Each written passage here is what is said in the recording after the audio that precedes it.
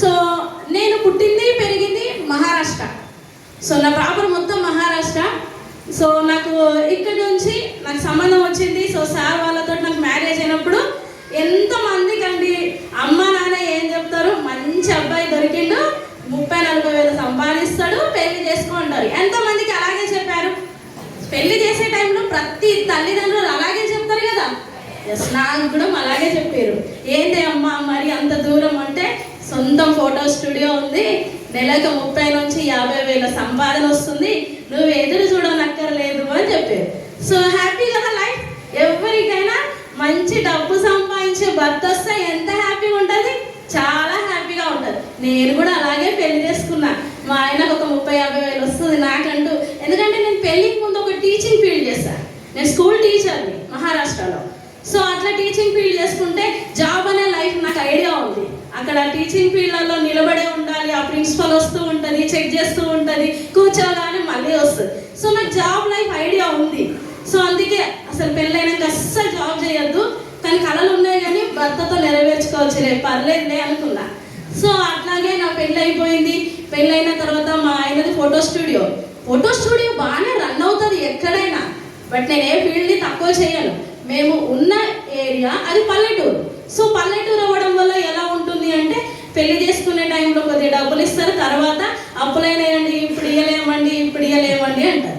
So అలాంటి లైఫే. So నెల తిరిగే మట్టుకు ఒక 10,000-20 వేలు కూడా రావట్లేదు.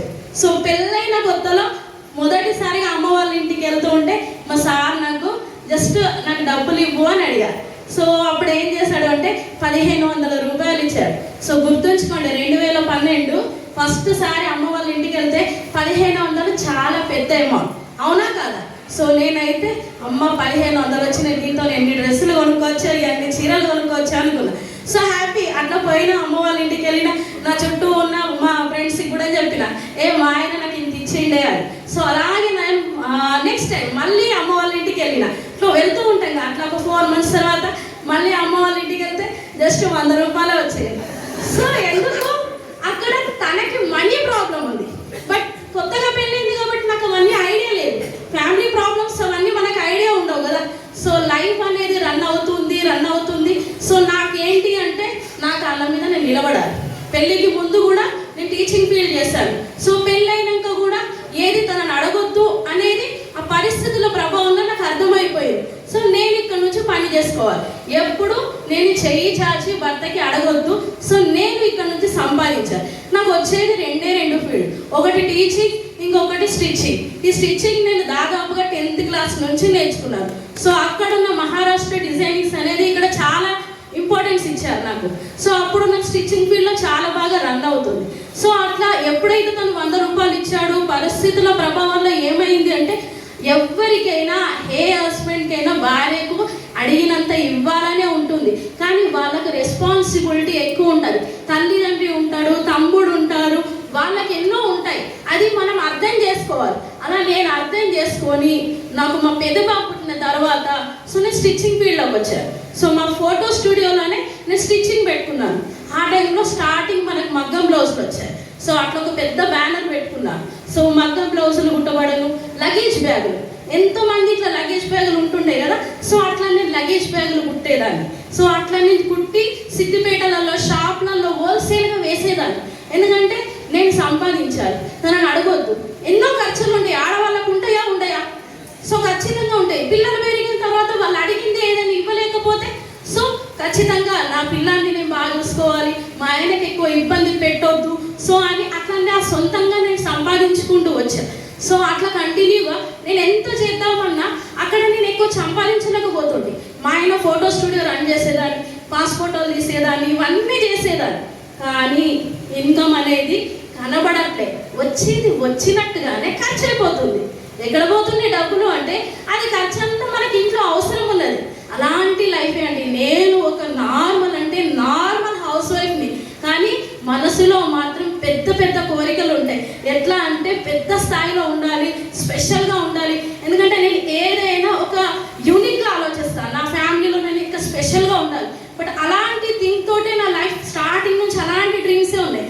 సో అలాంటి లైఫ్లోనే వెస్టీజ్ అనేది మా ఇంట్లోకి వచ్చింది. సో ఈ వెస్టీజ్ అనే వచ్చే టైం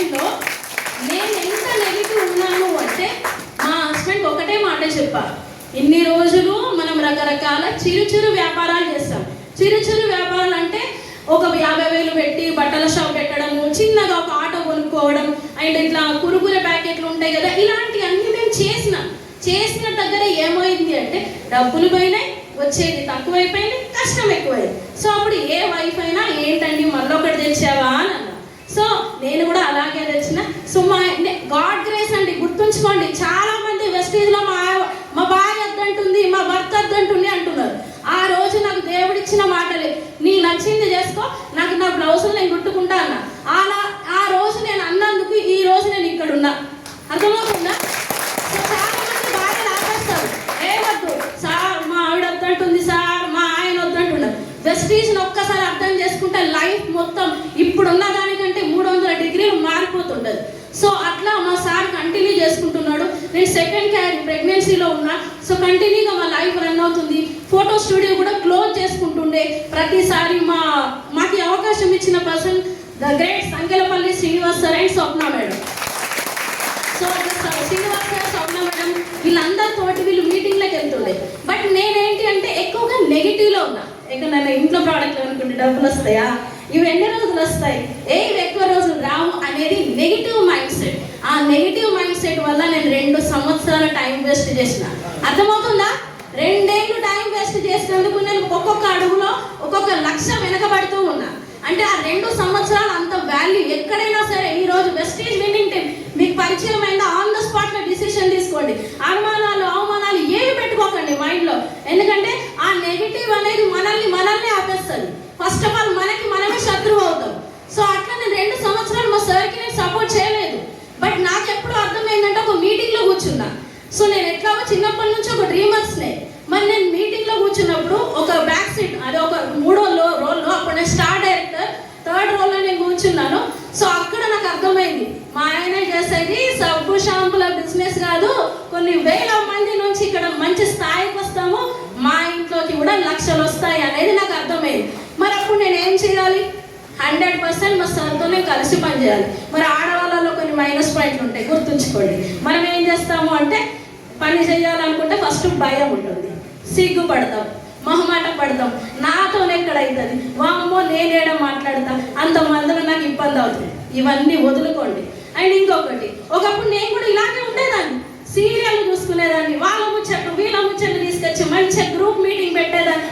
వీటితో డబ్బులు రాలా, నాకు ఏమీ రాలా, అప్పులు తప్ప మాటలు తప్ప ఏమి రాలా. సో మీటింగ్కి వచ్చినాక నాలో ఉన్న మైనస్ని తీసేసుకున్నా. సో నేను మారాలి, ఇక్కడ నుంచి నేను మారితే నా డ్రీమ్ సక్సెస్ అవుతుంది. నేను మారితే నన్ను చూసి ఎదుటి వ్యక్తి మారుతాడు. సో ఫస్ట్ ఆఫ్ ఆల్ నన్ను నేను మార్చుకోవాలని కాన్ఫిడెన్స్ని నేను ఫస్ట్ పట్టుకున్నా. మా ఆయన నా ఫస్ట్ గురువు ఇక్కడ. ఎందుకంటే నాకు A to Z ఈరోజు నేర్పించింది అంటే మా సారే. నాకు ప్రతీది నా గురువు, నాకు మెంటర్ అనేది నాకు కేవలం మా సారే. ఎందుకంటే తను చెప్పింది నేను చేసుకుంటూ వెళ్ళాను. సో సార్కి తెలుసు నువ్వు మాట్లాడుతుంది, ఎందుకంటే ఒకసారి నేను మాట్లాడితే నా మాటల్లో ఎవరు గెలవరని కూడా. సో సార్కి అందుకే ఈ వెస్టీజ్ అనేది దీనికి సరిగ్గా అర్థం చేపిస్తే నన్ను దాటేసిపోతుందని అనుకుంటాడు కూడా. సో అట్లా నాకు అర్థం చేయించాడు. మరి ఏమొచ్చిందండి వెస్టీజ్ నుంచి? అట్లా మరి ఇద్దరం కలిసి పనిచేస్తే ఏమొచ్చింది అంటే 10 లక్షల ఇన్కమ్ వచ్చింది. అర్థమవుతుందా? నా లైఫ్లో ఈరోజు నేను మా రిలేషన్లో నేను ఒక స్పెషల్, నేను ఒక సెలబ్రిటీ. ఒకప్పుడు ఈ చీర కట్టుకొని వచ్చా, ఇట్లా వచ్చింది, నగలేసుకోవాలి, ఇదేసుకోవాలి అన్న వాళ్ళు నేను ఎవరిని తక్కువ బట్టలు ప్రతి ఒక్క ఫ్యామిలీలో ఉంటుంది. గుర్తు పెట్టుకోండి, ఒక చీర సన్న చీర కట్టుకొని వచ్చినా దీనికి ఏ చీర లేదు అంటారు, దీనికి మెడలో ఏమి లేవంటారు. ఈ రోజు నేను బంగారు గాజులతో సహా ఈ మీటింగ్కి వచ్చాను. అర్థమవుతుందా? ఈ వెస్టీజ్ నుంచి నేను 25 తులాల గోల్డ్ తీసుకున్నా. మా సార్కి నేను 8 తులాల గోల్డ్ గిఫ్ట్ ఇచ్చా. సో నేను రీసెంట్గా ఇప్పుడు గాజులు ఎప్పుడో చేయించేవాళ్ళు. తక్కువ ఉన్నప్పుడు చేయించుకుంటే ఏమొస్తుంది, ఎక్కువ రేట్ ఉన్నప్పుడు చేయించుకోవాలి, అప్పుడు మజా వస్తుంది. అర్థమవుతుందా? ఎక్కువ రేట్ ఉన్నప్పుడు చేయించుకుంటే మనం గట్టిగా చెప్పొచ్చు, అప్పుడే కొనేది ఉంటాయి, అప్పుడే కొనేది ఉంటాయి కాదు. ఎక్కువ ఉన్నప్పుడు మనం ఎక్కువ సంపాదించు వెస్టీజ్ నుంచి, అప్పుడు డ్రీమ్ అనేది బిల్డ్ అవుతుంది.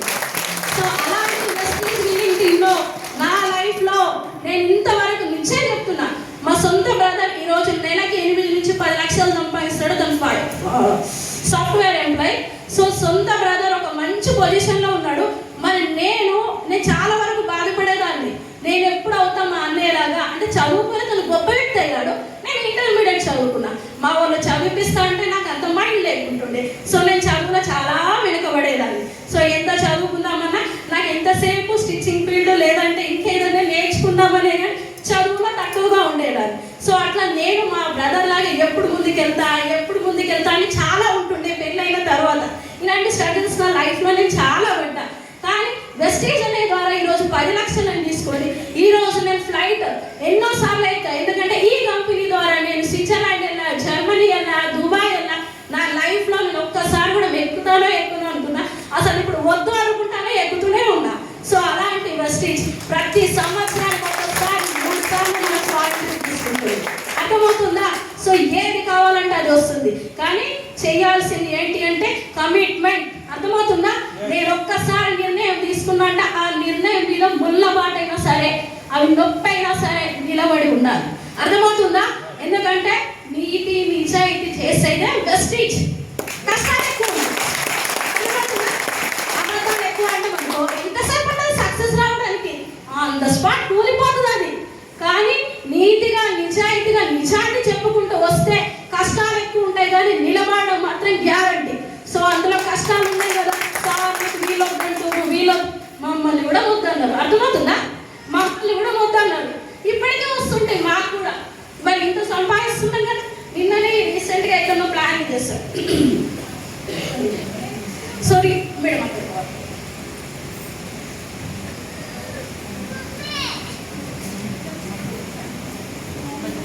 రీసెంట్గా 2 ప్లాన్లు చేస్తాం, చెప్పాం. సో మొత్తం ప్రోడక్ట్ డెమో ఇచ్చాం.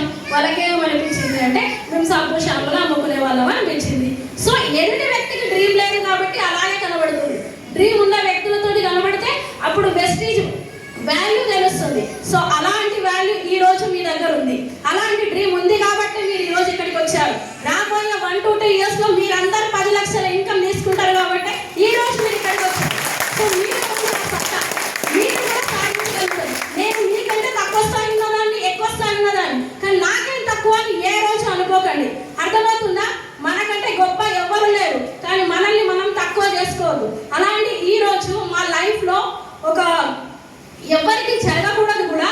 మా లైఫ్లో మా సార్ వాళ్ళ తమ్ముడు రీసెంట్గా 6 months అయింది తను చనిపోయి. రామలక్ష్మణులు ఎలా ఉంటారో మా వారు మా మరిది అంత బాగా ఉంటారు. అన్న నువ్వు ఏది చెప్తే అది, అన్న నువ్వు ఏది చెప్తే.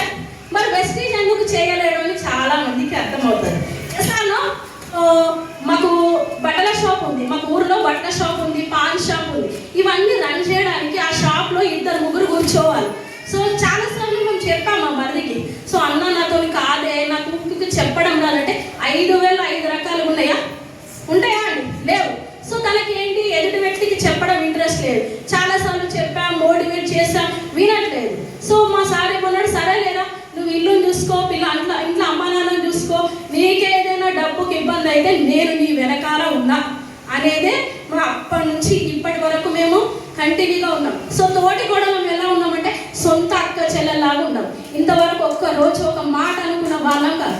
కానీ అలాంటి లైఫ్లో సో బాగా మంచిగా బతుకుతే ఏమవుతుంది? సో దేవుడు కూడా చూడలేడు. సో అలాంటి మా లైఫ్లో ఈరోజు మా మరిది లేడు. సో మా బ్యాక్ బోన్, మా హస్బెండ్కి బ్యాక్ బోన్ తన తమ్ముడు. సో తన తమ్ముడు అకస్మాత్తుగా ఒక న్యూస్ తెలిసింది. ఆన్ ద స్పాట్లో మీకు ఒకటి గుర్తుందా? పుట్టినా 1,00,000 ఖర్చే, చచ్చినా 1,00,000 ఖర్చే అంటారు. అవునా కాదా?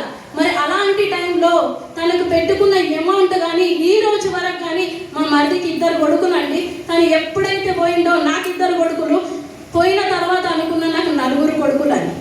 అర్థమవుతుందా? నాకు ఏమిచ్చింది అంటే వెస్టేజ్ విన్నింగ్ టీమ్ నాకు ఇచ్చిన ఇన్కమ్. అర్థమవుతుందా? డబ్బు. ఆ డబ్బు అనేది నాకు ధైర్యాన్ని ఇచ్చింది. ఏమండి, వాళ్ళ ఫ్యామిలీ మనదే. తను ఫస్ట్ తను అనుకున్నాడు, కానీ బయటికి వచ్చిన ఆడవాళ్ళు అంటారా? అర్థమవుతుందా? ఖచ్చితంగా అంటారు, మనకు లేదా, నువ్వెందుకు పెడతావు సంపాదన, ఇంత ఖర్చు ఎందుకు పెడతావు అని ప్రతి ఒక్క ఆడవాళ్ళు అంటారు. లేదు, వెస్టేజ్లో నేను ఈరోజు 10 లక్షలు కాదు, 1 కోటి రూపాయలైనా తీసుకుంటా, కానీ నా ఫ్యామిలీ అండగా ఉండాలి, నా ఫ్యామిలీని నేను చూసుకోవాలి. అలాంటి ఆ డబ్బు అనేది నా అండగా ఉంది కాబట్టి ఈరోజు వాళ్ళ 2 పిల్లల్ని, వాళ్ళ లైఫ్ని, అక్కడ అన్న ఖర్చును కూడా మెయింటైన్ చేసినాము అంటే ఓన్లీ డబ్బు. సో అలాంటి ప్యాసివ్ ఇన్కమ్ ఒక నెల రోజులంటే మాకు ఆ న్యూస్ తెలిసిన తర్వాత సో ఒక ఆడవాళ్ళకు అర్థమవుతుంది. ఒక 1 kg రైస్ ఇంట్లో పెట్టినాము, మొత్తం ఇంట్లో 12 మెంబర్స్ మేము. ఆ చనిపోయిన క్షణంలో ఒక నెల రోజులు ఇంట్లో, అందులో 5 చిన్నపిల్లలు, సో మిగతా అందరం పెద్దవాళ్ళం. 12 మందికి 1 kg రైస్ ఒకటేసారి పెట్టినామంటే మళ్ళీ మర్నాడు మళ్ళీ తీసేసి పడేయాలి. అంటే అర్థం చేసుకోండి మేము అన్నం తిన్నామా లేదా అని. ఇంతే. అది ఎందుకు తింటున్నామంటే బతకడానికి తిన్నాం.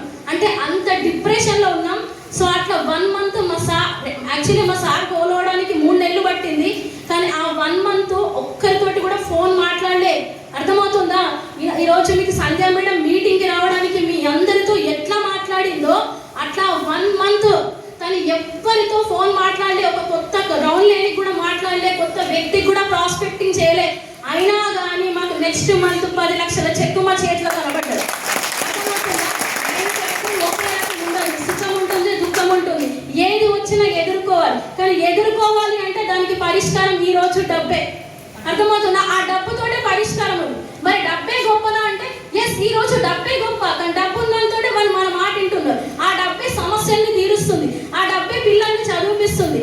అవునా కాదా? సో అలాంటి డబ్బు మరి వెస్టీజ్లో ఉన్నప్పుడు ఎట్లా చేయాలండి? నొప్పి ఎవరిది? నొప్పి ఎవరిది? బాధలు ఎవరే? హ్యాపీనెస్ ఎవరిది? సో మన దాని గురించి మనం కష్టపడాలి. అర్థమవుతుందా? ఇది డ్రీమ్ బిజినెస్. ఇది సబ్బు షాంపూలు మనం ఎదుటి వాళ్ళకు సేల్స్ మెన్లం కాదు, సేల్స్ ఉమెన్లం కాదు. ఒక వ్యక్తికి డ్రీమ్ ఇస్తున్నాం. నా డ్రీమ్ గురించి నేను కష్టపడుతున్నా, నీకు డ్రీమ్ ఉందా? నాతో కలిసి కష్టపడు. అట్లా కష్టపడాలి. ఎందుకంటే ఈరోజు ఒక్కసారి మీరు ఇప్పుడు ఈరోజు మీరు ఏ లెవెల్లో ఉన్నారో, అది 50,000 ఇన్కమ్ అవ్వచ్చు, 2 లక్షల ఇన్కమ్ అవ్వచ్చు. సంవత్సరం 2 సంవత్సరాల్లో లక్షల ఇన్కమ్ మారాలి. ఎందుకు అంటే డబ్బు లేని వ్యక్తులు చాలా మంది ఉన్నారు ఈ భూమి మీద. ఎందుకంటే 5, 10,000, 15,000 గురించి బాధపడే వాళ్ళు చాలా మంది ఉన్నారు. అసలు వెస్టీజ్ ఎక్కువ మందికి తెలియదు. మీరు అనుకుంటారు మేడం నేను ఎవ్వరికి చెప్పినా వెస్టీజ్ తెలుసు అంటారు. తెలియదండి, తెలుసు. మరి అందరు వెస్టీజ్ వాళ్ళే ఉంటారు కదా, అవునా కాదా? సో తెలియదు కాబట్టి మనం మోర్ ప్లాన్స్ ఎక్కువ మందికి చెప్పండి. చెప్పేటప్పుడు నమ్మకంతో చెప్పండి.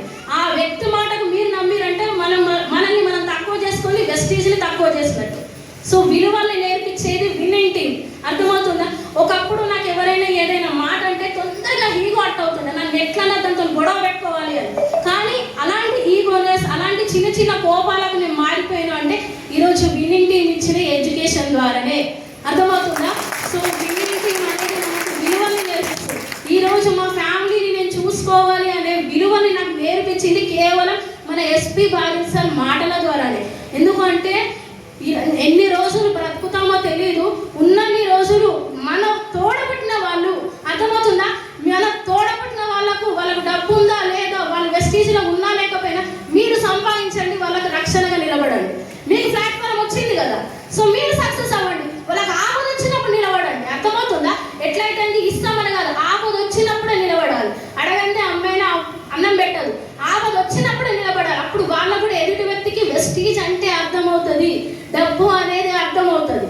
సో అంత కమిట్మెంట్గా ఉండాలి. అలాంటి మా లైఫ్లో ఎవ్వరికి రావద్దు, అసలు ఒక శత్రువు కూడా రావద్దు. మాకు వచ్చిన సమస్య అంత ఇప్పుడు మీరు లైఫ్ స్టైల్ వీడియో పెట్టారు కదా, అది లాస్ట్ ఎండ్లో మేము అందరం మా ఆడపడుచు మేము అందరం ఉన్నాం. అది చూస్తుంటే నాకు లోపల కళ్ళలో నీళ్లు తిరుగుతున్నాయి. ఈరోజు ఒకప్పుడు మా తోటి కూడంతో నేను ఎన్నో షేర్ చేసుకునేదాన్ని, ఇప్పుడు షేర్ చేసుకోగలుగుతానా? నేను ఒక చీర కొనుక్కున్నా, నేను ఒక బ్లౌజ్ కొన్నా అనగలుగుతానా? ఎంత బాధ ఉంటుంది. సో సెక్యూరిటీ గురించి చేయండి.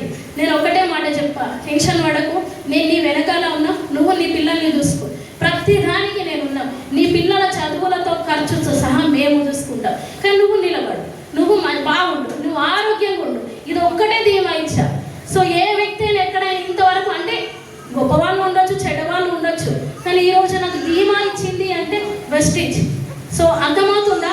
వెస్టీజ్ అనేది చాలా గొప్ప అవకాశం వచ్చింది కదా, గట్టిగా పట్టుకోండి. మా లైఫ్ నేను ఎంత జీరో నుంచి వచ్చానో ఈరోజు ఒక హీరో ప్లేస్లో వచ్చాను. ఈరోజు ఇంత పెద్ద రికగ్నేషన్ అయ్యింది అంటే ఇలాంటి రికగ్నేషన్ నేను